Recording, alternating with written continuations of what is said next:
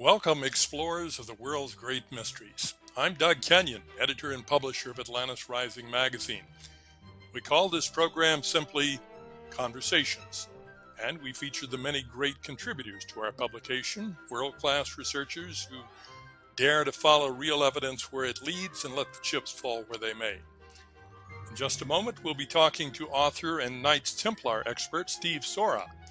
But first, for those of you unfamiliar with Atlantis Rising magazine, let me introduce you to our publication. Focusing on ancient mysteries, unexplained anomalies, and future science, Atlantis Rising has for many years provided a serious forum for alternative ideas of prehistory, science, and culture. Ideas which, when not entirely ignored by the mainstream press, are yet seldom treated with the respect they deserve.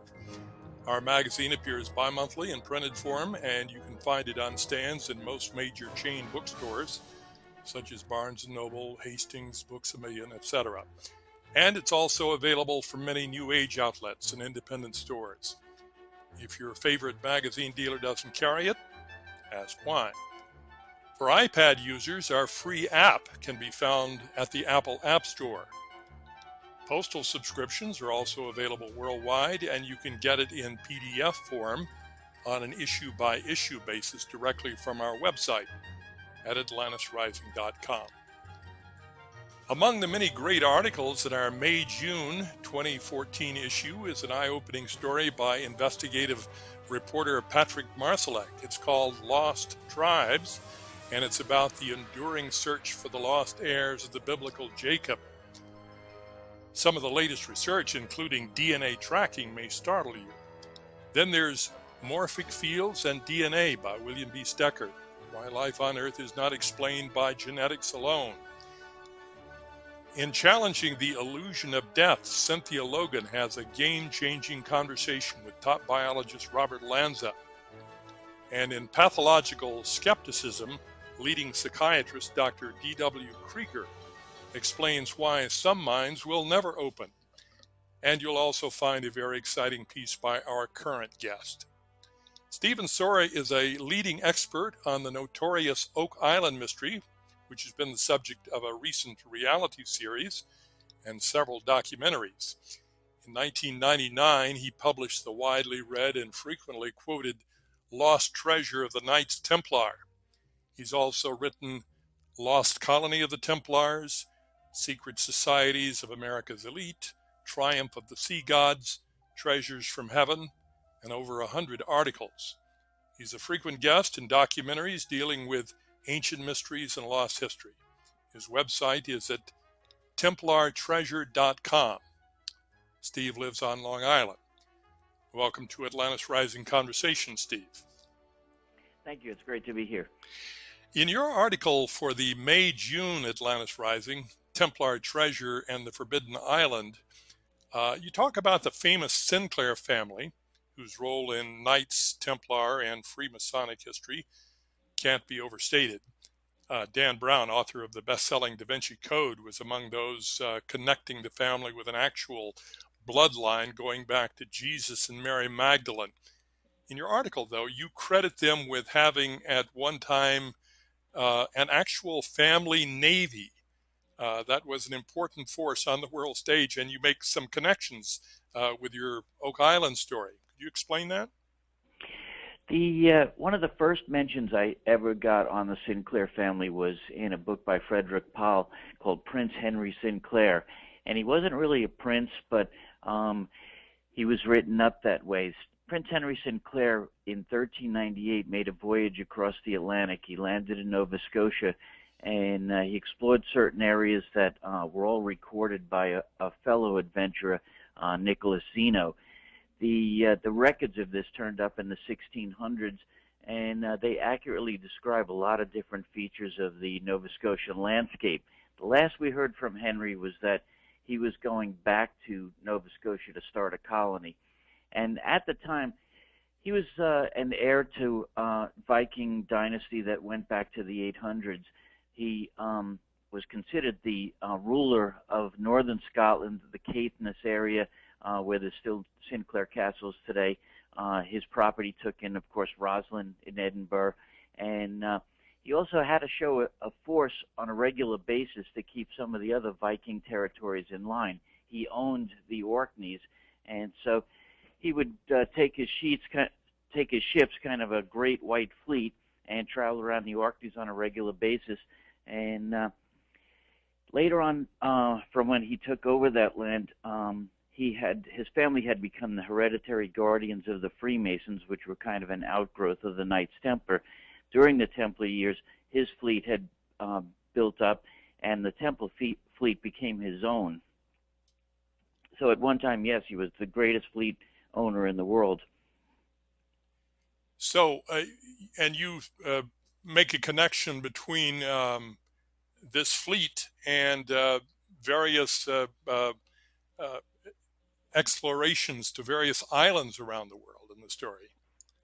That's right, and his family was actually from a Viking called Rollo. Rollo came to France, and he literally lifted King Charles up and set him on his backside, and basically was granted a whole bunch of land in what is now called Normandy. And they were explorers right from the beginning. The family also took place in the Battle of Hastings in 1066, when the Norsemen then played a huge role in conquering England. And they regularly did a lot of exploring. It was an Orkney fisherman that actually sailed to America before 1398. And while we always point to Columbus as being the first one there, a lot of fishermen came over to the Grand Banks, and they would have shacks in places like Nova Scotia and the St. Lawrence River, and fish for cod, dry them out, and then return home with them. So this Orkney fisherman was one of his subjects as the ruler of the Orkneys, came back and told him about all this different adventures he had there, which he seemed to have gone up and down the coast of the Atlantic. So this is why Henry Sinclair mounted an expedition to kind of follow up on that. Now the Vikings had already been sailing to the Faroes, then another 3-day stop, and they'd make it over to Greenland and Iceland, and finally the Americas. So they weren't unknown to that area, and they kept their own tradition of knowing the way to the Americas. It was just at one time a rich land to bring back lumber from, and in other cases it was a great fishing grounds. So I believe that even before the Orkney fisherman told Henry the story, he was already had that knowledge of the Americas. Well, in the Da Vinci Code, as well as the best-selling Holy Blood, Holy Grail, we learn about a mysterious treasure said to be discovered by an obscure parish priest in the Languedoc area of southern France, and it's suggested that it contained relics which could destroy the church, and connections were made with Scotland's Roslin Chapel and so forth. And I'm wondering, does any of this story, particularly the idea of a lost treasure, make any connection with your Oak Island story?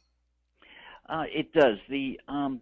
In Holy Blood, Holy Grail, they first brought out the secret organization that was kind of a core to the Knights Templar, which was called the Priory of Sion. And the second Grand Master of the Priory of Sion was actually Marie de Sinclair, which is the Sinclair name in France. And when they went to Jerusalem, the whole story of the Knights Templar goes that first it was 9 knights that stayed there almost a decade, and instead of really protecting the roads for pilgrims, they spent a lot of time excavating Jerusalem, specifically Solomon's Temple in Jerusalem. And they did bring home, in some cases, literature treasures, books that got translated for the first time in Europe, gold and silver most likely. Some people believe that the Ark of the Covenant came home with them, and so they're credited with all these treasures. Some of the treasures had already moved to Sinclair provinces in the south of France, and this could be the lands where Father Saunier was teaching and preaching, actually. He's the also priest, some of the treasure may have made it into the Paris Temple. From the Paris Temple, October 13, 1307, the French king decided it was time to end the Knights Templar because they were getting too big and too wealthy, and he needed the money. But the Knights Templar probably also had the greatest intelligence force in the world, as great as their fighting force. They were tipped off in advance, and a whole bunch of wagon trains carried treasure to a handful of ships in La Rochelle, and the treasure, I believe, then went to certain other places, including Scotland, where it would have ended up in Sinclair hands. So, what kind of evidence do you have that, well, particularly that those who built Rosslyn Chapel in Scotland could have explored America before Columbus? Well, it was interesting that in 1441 is when Rosslyn was supposed to have started getting built, and the Sinclairs invited a huge amount of Masons to start the work there. And Masons at this time were not just people that were descended from, say, Knights Templar, but they were actually craft Masons that did building work. It was actually 5 years between when they enlisted these people and when they actually started work. And I believe it was that time that Henry Sinclair took them over to Nova Scotia. They built what became the money pit on Oak Island, and they had the art of hydraulics and the ability to build a complex complete with booby traps that they did build. So you want to describe describe the situation there on Oak Island for people, because some people may not be familiar with exactly what it is we're talking about there. Oak Island is sort of shaped like an 8, with the middle not being as pinched as the number 8, but in the middle of it there's Smith's Cove on one side and there's another cove on the other side. Between them there's a shaft that goes down. It was started being excavated in 1795 when 3 young men discovered that there was a depression in the ground and a tree near it with a tackle block hanging over it. So they dug down 3 feet. There were flagstones there, which are not indigenous to the area. They dug down 10 feet, and there was an oaken platform. They were able to get to 20 feet and to 30 feet, where, again, oaken platforms were in the way. And finally, they had to give up. A few years later, a company, they call it a syndicate in Nova Scotia, took over the dig, and they've continued it down to 30, 40, 50, all the way down to 90 feet. At 90 feet, some men went to inspect it one Sunday morning and everything looked okay, and they came back from church and went to inspect it again and start work. The whole thing flooded, and what it ended up would be from the shaft itself going sideways out to Smith's Cove and the other cove. It was like these tunnels that would funnel in water at some point. I guess when they got to a certain depth, it triggered these things. And how they found that out was they put red dye and dynamite in it, and it sent out the red dye on both sides of the island. They excavated around one side of it, and they found that there were actually drains and different tunnels that were these booby traps, and the drains themselves were covered with eelgrass and coconut husks, which kind of prevented them from getting clogged. Fast forward 200 years, they still haven't been able to make any progress. We've recently seen the special on TV where they're trying different places on the island, and they found a Spanish coin, but I think that's really not what was there. I think the treasure, 50% chance of having been moved, and there's the Sinclair family, it's very possible, still controls that treasure. Now, a lot of famous people have been very interested in the entire Oak Island possibility, treasure-wise, I guess, including Franklin Roosevelt. Franklin Roosevelt helped part of the dig, and he actually went to Oak Island. Errol Flynn was one of the people that invested in trying to find the treasure of Oak Island. And for most people, it's just been an adventure. They got a little bit of gold chain. They got a tiny parchment with a couple letters on it. With a camera, more recently, there's evidence that there was a severed hand all the way at the bottom. But certainly, it's been a money pit, and all the money's been going in, and nothing's been coming out.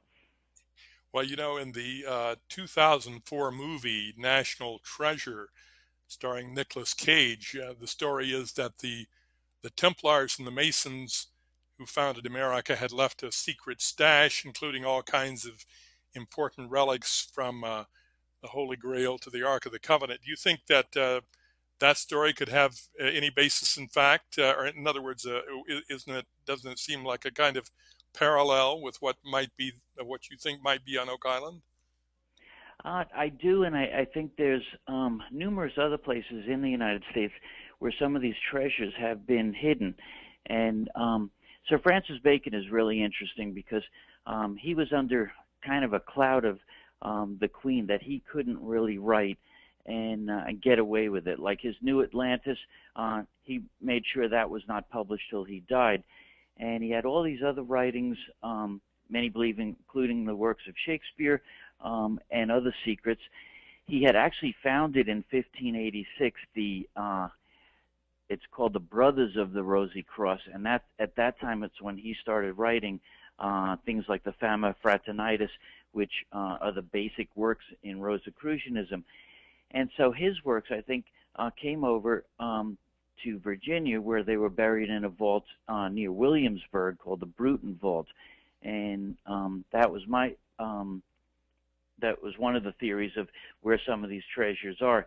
There is, according to one group, there's over 100 different places that things are hidden in the United States.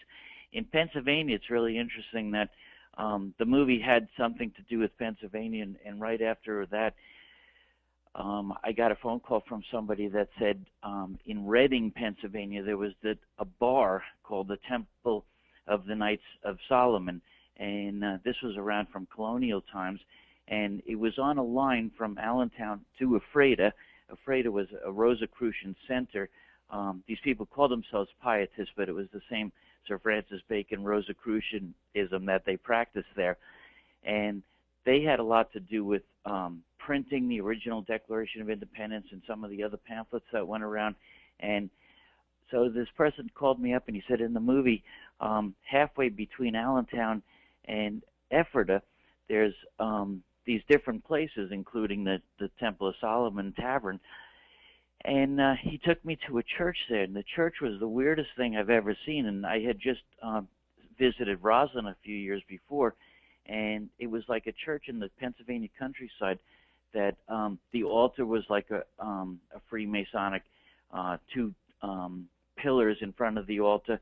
All the designs were Rosicrucian, like anchors and things like that throughout the church. And most churches are consecrated on a day other than Friday. This had been consecrated on Friday, December 21st, so it was the solstice. So it was really interesting. I don't know of any legend connecting the church, but he says at Ephrata there's a whole secret history there. And so I believe that there are other places. They just, may never turn up. Well, back to the exploration, the seafaring kinds of exploration. I'm wondering, how much did the early explorers know about the Atlantic and what might lie on the other side from Europe? Were they really afraid of sailing off the edge of the world as we've been taught?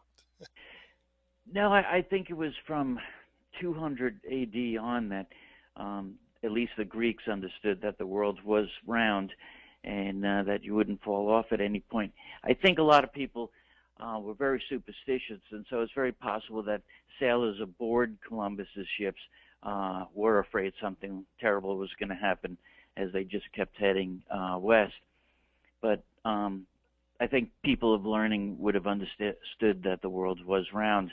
But it's interesting, Columbus made this voyage, and he said he was going to China or India, and he bore gifts for the Maharajas or the Mandarins, and yet at the same time they were bells and trinkets, which China at that time was probably way ahead of us with all those type of goodies. So it was like he knew he was visiting uncivilized people, I believe, and or maybe that's not the right word, but certainly not as civilized as China was. And interesting story, when Henry Sinclair came over in 1398, his daughter was Elizabeth. Elizabeth married a person named John Drummond. John Drummond's family was the single richest family in Scotland at that time. And so the second son always has to fend for himself, where the first son always inherits everything. So John went to Madeira. On Madeira, he met the family of Columbus. Columbus had married a Felipa de Perestrello, who was, her father was like an admiral in the Knights of Christ, and specifically charged with finding islands in the Atlantic. So and Columbus was given as a wedding gift all the maps and charts of Admiral Perestrello. So a very interesting gift for someone that wants to be a map maker or a navigator.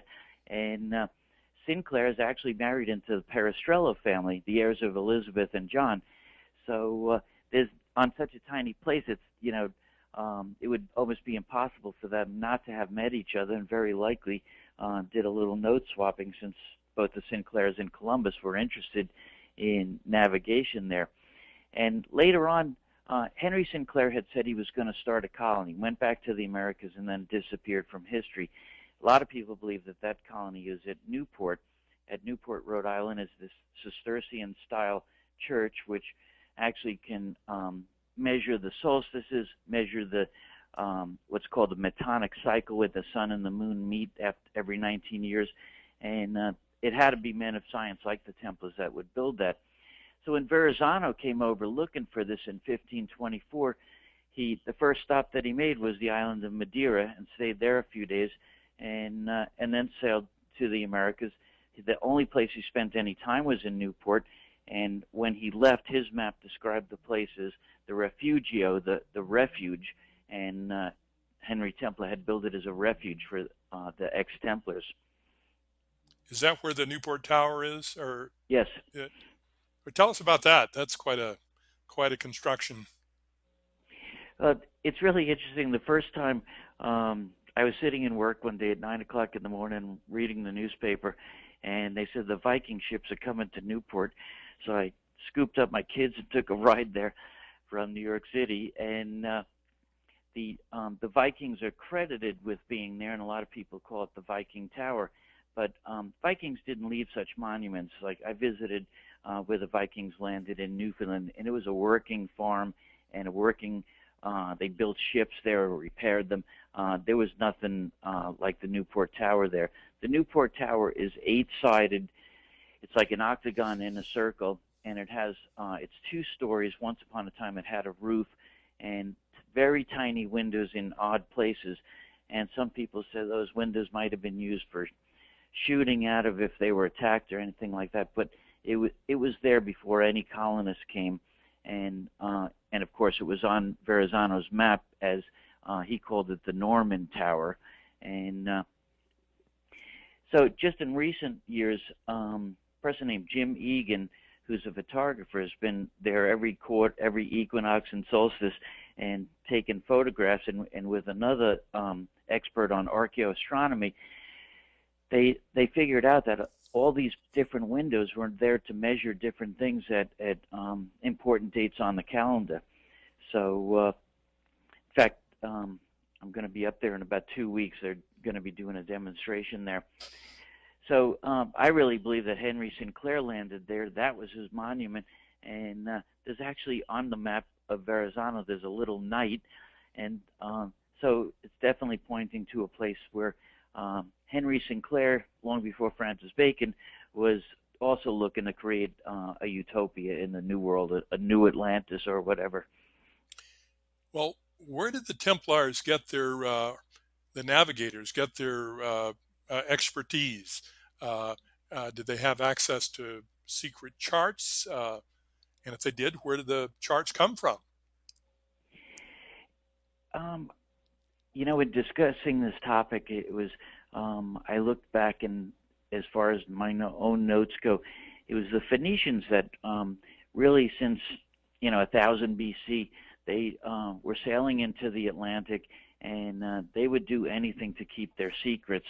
And I think some of that knowledge would just pass down through the generations in secret, and it was never shared. And I think, going to the days of the Templars and beyond, the maps that they showed in those days, the portolan maps, portolan meaning from port to port, were good descriptive things. If you were sailing from, say, one point on the Mediterranean coast to another, it would give a description.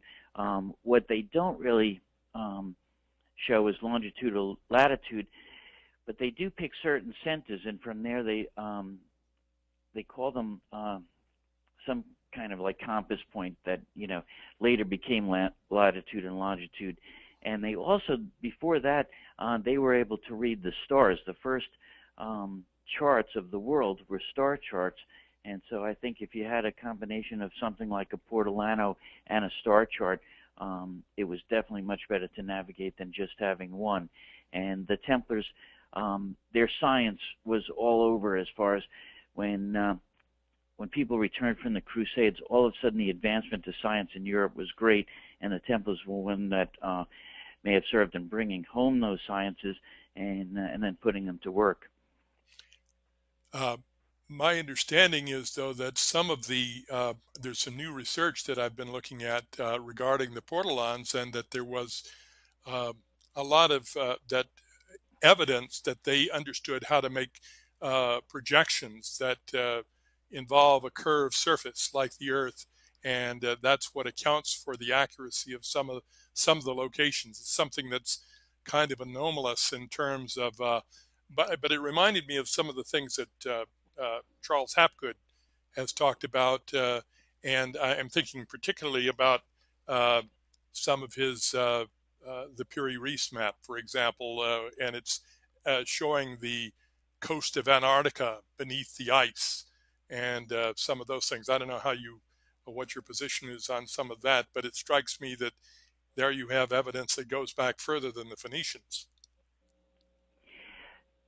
It, you know, when this was discussed, one of the things that I remember from Charles Bailey's Sea Gods book was that they were mining copper in Michigan going back to 3000 BC, and one of the people mentioned in the article that you sent was he actually said that the golden age of seafaring, up till now, of course, was 3000 BC to 1500 BC, which kind of fits in that period when they were mining copper, and it kind of ends when the copper mining had stopped in Michigan. And there are some people who believe this copper was coming back to Europe because through the Bronze Age it was needed. It was more important than even silver. So what happened in 1500 BC, it could have been that the Minoan Empire, which was certainly adept at seafaring, collapsed when the earthquakes that took place in the Mediterranean basically brought an end to their power. So there could be something that was passed along from those days, although connecting the dots, I'm not able to do. Well, I don't mean to put you on the spot there, but it's been said, and I've heard it argued in many people, that the pirates were actually Templars after the involved in lashing back at the destruction of the Templars there. Do you think there's anything to that? Quite a lot to it. I think in the days when the Templars controlled the Mediterranean, half of the things that people did were act as merchants, and half were at the same time, when it was easy to steal somebody else's ship, why trade for it? So they were pirates during that time. And the Templars believed that all you need is a skull and 2 bones to actually bury somebody, that they would be prepared for the resurrection. And so the Jolly Roger, I think, is based on that skull and crossbones motif that the Templar graves have and still do. And why they took to the sea is because in France it was a Catholic country, and if we remember, like St. Bartholomew's Day, it was like 30,000 French Protestants were killed on the same day, and the Catholic Church applauded it. They kind of got confined to La Rochelle, and La Rochelle stayed a Huguenot stronghold forever. Both from sea and land, it's a hard place to take. From the sea, they actually extend chains from one part of the harbor to another. So all they have to do is pull up the chains, and an invading ship can't get in. That's where the Templar stronghold was as well, and where the Templar ships left with the treasure that they saved from the Temple of Paris. So a lot of Huguenots, a lot of the early pirates were Huguenots, and I have no doubt that they were Templars or ex-Templars in different organizations, different secret societies that supported each other. Just to review for people, the port at La Rochelle is where the Templar fleet was positioned, which apparently got away before the King Philip's forces could get there, and were never seen again. That's right, and some people said that was a myth. Yet in Templar testimony, there was a small inquisition in England, and two separate Templars, not under the threat of torture, because they weren't doing that in England. They both told the story of how the ships were loaded up with everything from the Temple that was valuable, and brought to Scotland. It was very interesting because at once the Templars became excommunicated, and at the same time Scotland as a country became excommunicated. What had happened was Robert Bruce fought for the independence of Scotland. It's really an interesting story. He had one rival that was basically backed by the church and by the English, and he met his rival in the Greyfriars Chapel and stabbed him, and his best friend or whatever, Kirkpatrick, came in, and he said, I stabbed Comyn the Red, and he says, is he dead? And he goes, and Sinclair and Robert the Bruce said, I'm not sure. He says, well, I'll make sure. And then he stabbed him again and left the body on the altar, and it was one of the most horrific things. So the Pope then excommunicated Robert the Bruce, but the whole country as well. And at that time, you were made an outlaw, so the Templars could be hunted down and killed. No one had to justify killing a Templar, and anybody from Scotland, theoretically, could be hunted down and killed. So they were a perfect fit for each other. And at the Battle of Bannockburn a few years later, we remember from movies the Scots were always coming out with rocks and sticks and spears and everything, and they were fighting this massive British army. Well, in this case, the Scots were started to get beaten back, and all of a sudden a fresh cavalry rode out from the woods, and people believe that was the Templars in hiding in Scotland, and they beat back the English in the first huge victory of Scotland over England, and that became Scottish independence. Well, what do you see as of course, the Templars gave birth to the Freemasons. At least that's the official line there. What was their agenda, and does it still operate? And where did that agenda come from? What do you think about that? Well, part of the agenda, I think, was just as they were a large force together, and in those days people didn't even travel, so being one outlaws and being two strangers, and often in strange lands, they had to stick together. And they were also known as builders. Like they built many of the cathedrals in Europe. They built little things like bridges that still stand today. And so what would happen when, say, 1,000 men were needed to come to one place to build a cathedral? They were strangers and they had to be protected. So what would happen? They created the lodge system. And the lodge system is known less in Templarism than it is in Freemasonry. Every town has a Freemason lodge now. And what would happen is a man could go to a lodge, identify himself as being on the level or being the son of a widow, and whatever the code words they were using at the time, and he could expect to, A, have a place to stay, B, have food, and 3, get a job. And so he would work on the cathedral, and even though he was he was a stranger in that land, he was protected by the lodge system. And this system existed even in the American Revolution. George Washington was one of the first to create what they called the movable lodge, and most of the war he spent retreating, but wherever they ended up, they would have a tent that was devoted to a lodge. They would have lodge meetings, and just about everybody that Washington promoted was somebody that could be trusted. In other words, he was on the level, and so he was admitted to the lodge then. You want to tell us a little bit more about the involvement of the Freemasons in the building of America there? Well, it's very much interconnected with what was going on in England and the United States. There were certain people that, they wanted this new Atlantis. They wanted a land that there was going to be religious freedom and things like that. And even though most of the Freemasons were now Protestants, because the Catholic Church had kind of abandoned them, to say the least, the agenda was the same, that we would have a nation where science, religion, all of these things weren't regulated by one organization who would just as soon put someone to death for coming up with a new idea. We had Galileo imprisoned as an old man.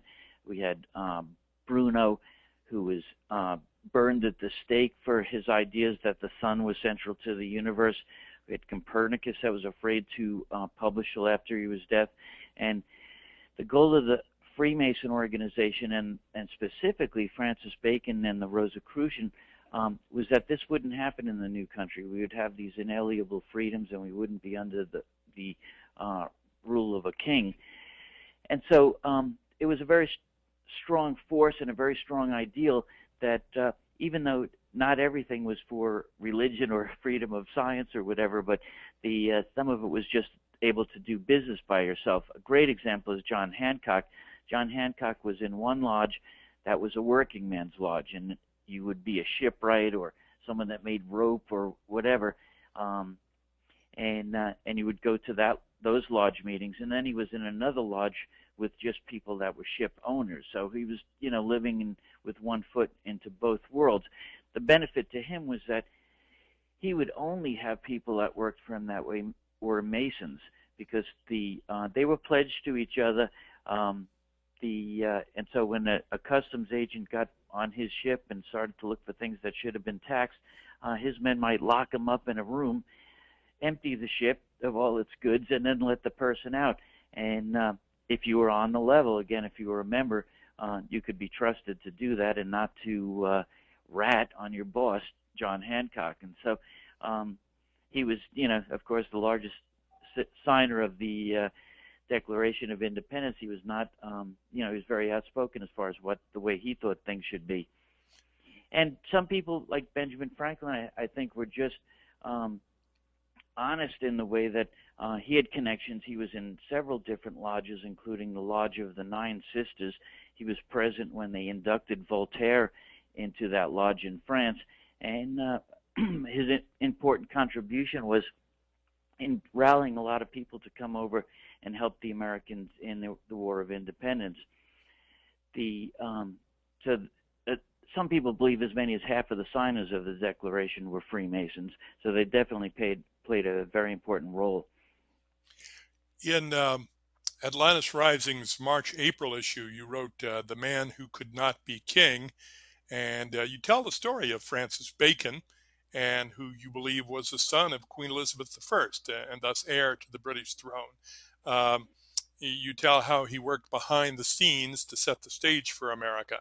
Can you tie this story in with the Templar and Masonic agendas that you've been talking about? Well, the first thing that he formed was when he was in school, and I guess it was law school at a place called Gray's Inn. He formed the Brotherhood of the Rosy Cross. From there, part of that brotherhood was the modern Freemasonry that never really kind of came out of the closet until 1717, but one of the different levels in Freemasonry was his Rosy Cross step, and he had a few secret organizations that grew out of that. He was afraid to come public with it because he was in a very awkward position. Close friends of his were executed for performing Shakespeare plays that, knocked the monarchy. Why I believe that he was the son of Elizabeth, and is because there was a person named Robert Dudley, the Earl of Leicester. Robert and Queen Elizabeth, before she was queen, grew up together, and she was a threat to the throne. At one point, she thought she was going to be executed. Both of them were put in a tower, and they kind of studied together and everything and grew up, and they were in love. Elizabeth, however, was not allowed to, there were two forces in England. She was afraid to get married because both of these forces were opposed to whoever she married. If she married a Spaniard, they were afraid England would go Catholic. If she married a Protestant, they were afraid there was going to be a war with Spain. So this kept her from being married. Leicester married somebody else, a woman named Amy Robsat, and all of a sudden they decided that the stage was set for them to get married, that they could do it. So this is when she was pregnant with the baby that would end up being Francis Tudor, but he could never take that name. So Amy Ropes had died. She was pushed down a stairwell, and then they got married at I think it was the Earl of Pembroke's house, and they decided that the public was going to react with horror to the wedding, mostly because of a couple of people that were around Elizabeth would told her this. Can I ask you a question in regard to something you just mentioned? But that was that the child would have the name of Tudor, but wouldn't the name of the child be the father's name, or was it different because she was queen? He was not royalty the way she was, so he would have had the name Francis Tudor. Okay. In fact, that was one of the objections to them getting married. He was an earl, but he wasn't in the line of Henry VII and Henry VIII. Yeah. All right. Well, back to what you were saying. Didn't mean to throw you off the track there. So they ended up at this Earl of Pembroke's house. It was decided that someone else would have to raise the child, and that they picked the Bacon family, which, for whatever reason, they were at the same home at that point. The Nathaniel Bacon was the father. He had two other children, and he would take care of them in his will, but he would never take care of, in his will, Francis. The mother did treat Francis like she was her own son, but she mostly wrote to her son to keep Francis in line when he was in school. So, but both of them expected that at some point he would end up being king, and Elizabeth basically told him that he couldn't. When he got married, and it was late in his life, and it was practically a child bride, he wore purple. At that time, if you weren't royalty, it was illegal to wear purple. So, which is kind of interesting that he got away with that. Interesting enough, there's actually official records that they made it a law that anybody that speculated on the Queen being married and having a child would be put to death. And several people were put in prison or tortured or whatever for this, included one woman, Mother Ann Dowd, who ended up going to prison for suggesting that Elizabeth was the mother of Francis Bacon. So it was serious at the time, and the only reason that he couldn't be king was because politically it was just unfeasible. So, and of course, this prescription against suggesting that the Queen had an illegitimate child was part of what you think was behind the secret of the Shakespearean plays, or keeping it a secret that Bacon was behind the plays. Right, and he left numerous clues in these plays. In his other works, he also alluded to the fact that he should have been king, and he just left a lot of cryptograms in the works of Shakespeare, in his own works, and a lot of other things in the Bible, that he did the St. James Version of the Bible, and he left clues in there as well. Could you give us some examples? Or there's one page, and I don't know offhand, but if you count 43 words from the end of the page and 43 words from the beginning, you end up with Shakespeare. And he never wrote about, in any of the Shakespearean plays, he never wrote about the town that Shakespeare was supposed to have come from. He wrote about St. Albans, where he grew up. And so it was just a lot of that kind of information that might have been privy to him, but not to everybody else. And he had a quote about some things in secret will someday come to light, and it's kind of true. He also made a lot of made fun of his own name being Bacon, and he was part of the Virginia Company, and when they landed on Bermuda by accident, well, he got shipwrecked there. It ended up, they called the money that they used hog money. In Virginia, there's hog and bacon names, and his secret society that included the Rosy Cross Brotherhood was considered to be the something about the goddess Athena, and she had a helmet on that allowed her to become invisible.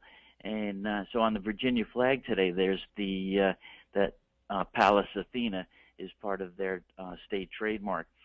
The invisibility was also the Rosicrucians called themselves the Invisibles because they never really published a membership list back in colonial times, at least.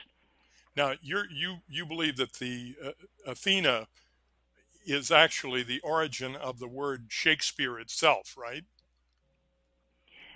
There's a connection there.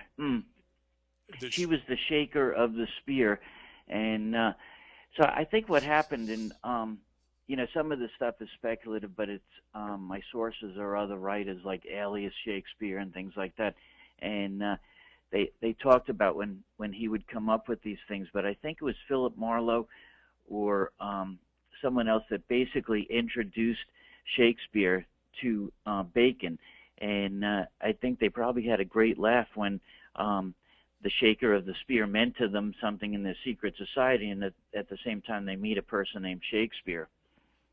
So you see a coincidence there. You suggest in your story that actually the guy from Avon was the literal Shakespeare was patronized by Bacon and his friends in order to have access to what, to use his name, or? Well, I think it was more a thing that, first of all, to write a play at the time was considered beneath anyone that was in royalty. This was something commoners did, and the theater was not considered anything like it is now. It was as, royal as cockfighting or something like that. It was not highly regarded. And so a lot of these people, they would find somebody else to be the beard for their writings because, A, it was not reputable to be a writer for a play, and B, if they said certain things, they could end up getting in trouble. Shakespeare was basically illiterate. We have 4 times that he wrote his signature, and all 4 are different. When after he died, and that's another long story, but after he died, they found no books in his will. There were no books given to anybody. He never had any of the plays that he supposedly wrote, and so it's just he ended up becoming the kind of the outlet for a handful of men that did write the plays. Bacon may have wrote most of them, but there were other people that were involved that were in Bacon's circle. So you believe it was a collaborative effort among friends? That's right. At the time, there were 2 groups, and one was surrounding Sir Francis Bacon, and the other was surrounding Sir Walter Raleigh.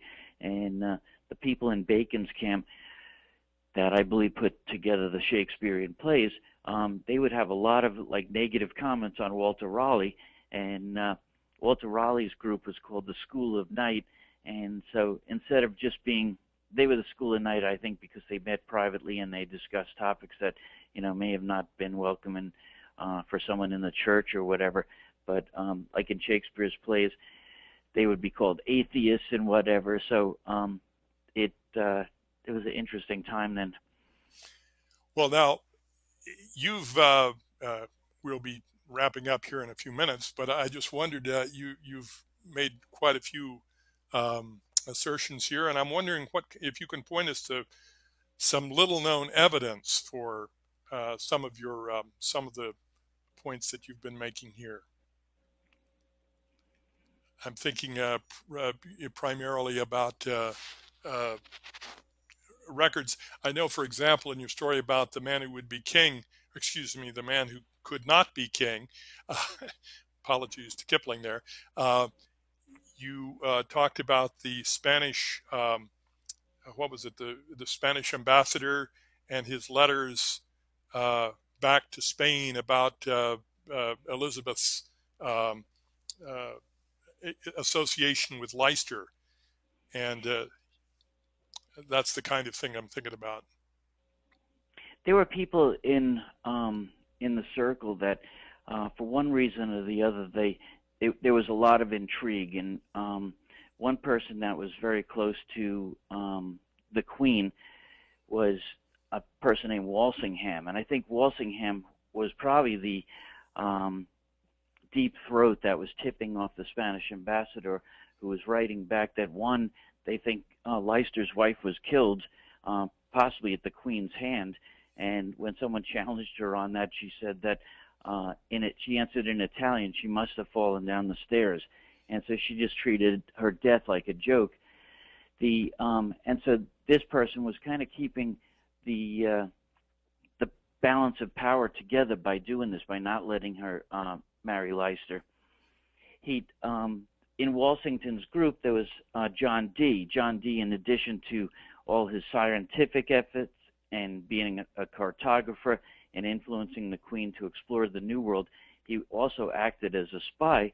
And interesting enough, he addressed his correspondence from him as 007. And when he was sending something to the Queen, it would always be for your eyes only. And so there's a lot of connection between Ian Fleming and things that happened in Dr. Dee's court. Well, certainly. But these are all documented. The speculation part comes in when who wrote what plays. And one person went to Denmark for a while, and he was in the same court, Elsinore, that was described in Hamlet. And somebody else was in Italy for a few years and wrote the story that had already been kind of published by somebody else about Romeo and Juliet. And so all these things were taken by different people. So it wasn't just Bacon, it was a group effort. And the book that I mentioned before, Alias Shakespeare and Players, those are two great books if somebody wants to really go into the details about the different plays. I think it was Donnelly who also wrote the cryptograms of Bacon, and part of them, these cryptograms ended up in Shakespeare's work and in the Bible. I think it's a large 2-volume set that it's a little deep for most people, but it's very interesting at the same time. For easier reading, the Alias Shakespeare and the Players book are much better. It was pointed out to me by somebody a few years ago that actually the kind of collaborative process that may have been at work in the writing of the Shakespearean plays is actually similar to the way a lot of screenplays are now written in Hollywood. It wasn't always a matter of one individual doing the whole thing from beginning to end, but a team effort. But that's very likely. I think it was Marlowe who wrote basically the same person that became Shylock in the story by Shakespeare. Only when Marlowe wrote it, it was very anti-Hebrew and anti-Jewish, whereas in the Shakespeare story, it comes off as being that way in one way, but not as seriously bad as in Marlowe's work. So I think Marlowe's work was basically rewritten by the group and to become the story that it did. A little bit more presentable there. Right. Well, thank you, Steve. It's really been interesting, and we've been talking with author-researcher Stephen Sora. And for more on his many ideas and theories about our lost history, we recommend his books and, of course, his articles in Atlantis Rising. And for more on all of this, check our website at atlantisrising.com. And Steve's website, by the way, is templartreasure.com. This is Doug Kenyon for Atlantis Rising Conversations.